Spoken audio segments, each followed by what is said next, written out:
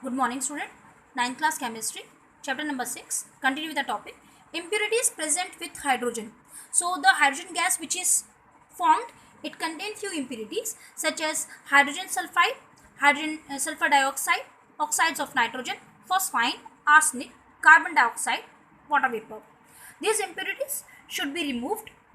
Now, how to remove these impurities? By using three solutions such as a silver nitrate solution, lead nitrate solution and caustic potash solution. Here we can see the conical flags here. This hydrogen gas is passing through delivery tube from all these three and then from the U tube. Here this impure hydrogen which contain the impurity first pass through this flask containing silver nitrate, that is silver nitrate solution. Hydrogen gas is passing silver nitrate, removing the impurities such as arsenic and phosphine. Then the gas is producing, or the gas is now going in the another flask such as containing a lead nitrate solution. Now here it will remove the impurity such as a hydrogen sulfide impurity will remove here. Then the again gas is passing or going in another flask such containing the potassium hydroxide solution.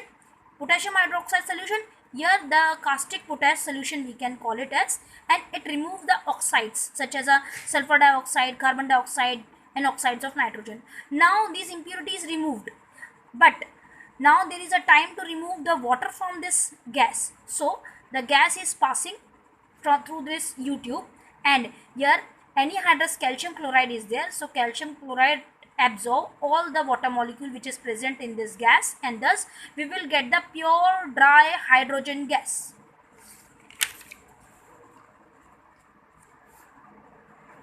Here drying agent commonly be used as a common drying agent such as a calcium chloride, caustic potash, phosphorus pentaoxide to remove the water vapor.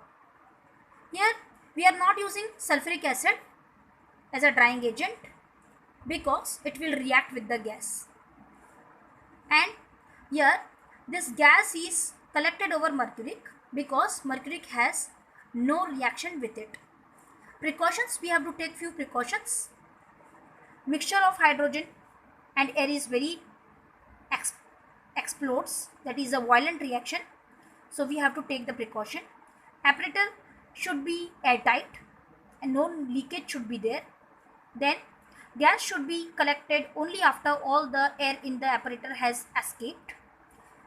The end of the Thystel funnel should be dipped under the acid so that to prevent the gas from escaping from the Thystel funnel. So this thing we have to keep in mind. Nitric acid even in dilute form is not used to prepare hydrogen from the metal because it is a powerful oxidizing agent. Here manganese and magnesium are the only metal that react with dilute nitric acid to produce hydrogen gas. Reactions are as follow.